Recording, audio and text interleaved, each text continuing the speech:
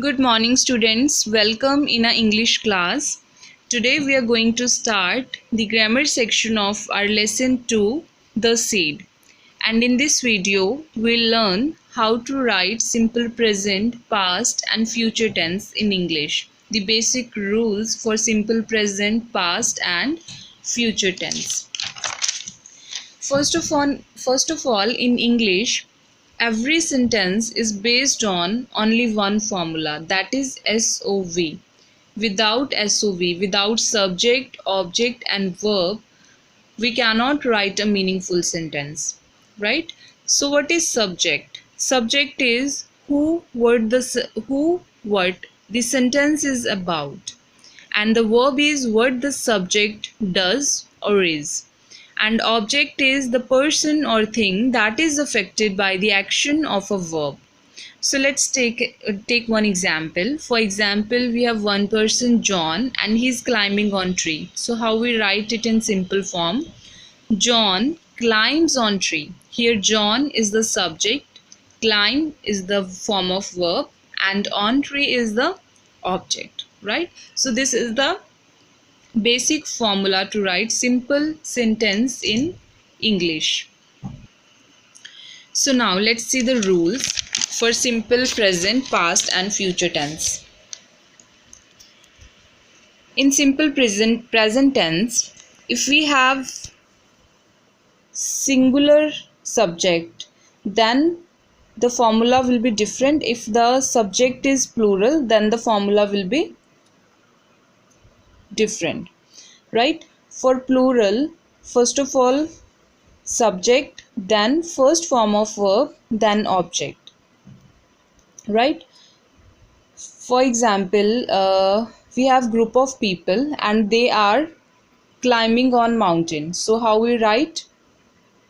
They climb on mountain. So they is the subject and it's plural, climb is the first form of verb and mountain is the object. But if the subject is singular, for example, he climbs on tree or John climbs on tree, at that time we use S with first form of verb. For example, she climbs, he rides, it rains, John runs, all these are singulars. So we use S with first form of verb.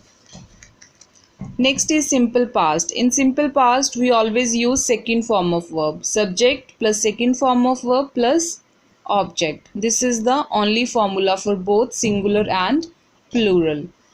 Last is simple future tense. In simple future tense, we use subject plus will shall plus first form of verb and object. Subject, will shall, first form of verb and object. Shall we always use with I and we. With I and we, when the subject is I or we, at that time we use shall, and with other subjects we always use will, right?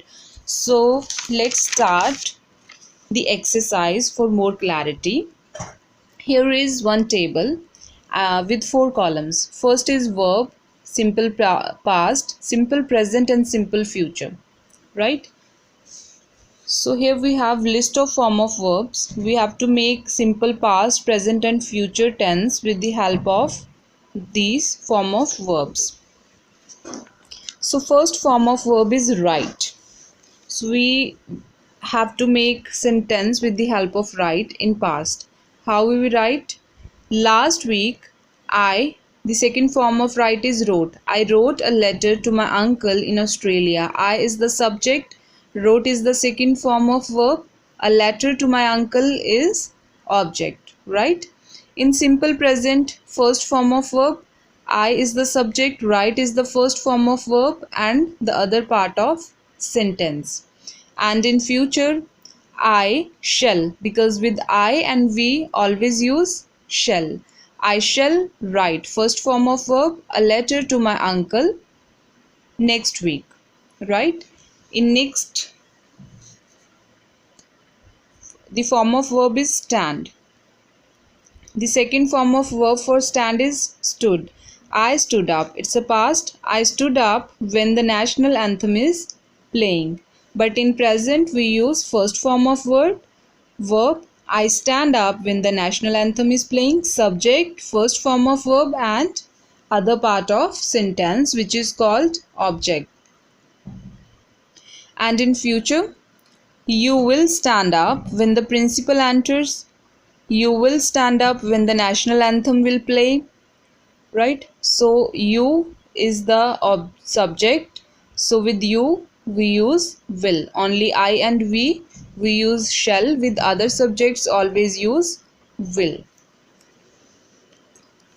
Try to make your own sentences and write down on your rough notebook, because it is the best formula to understand the concept.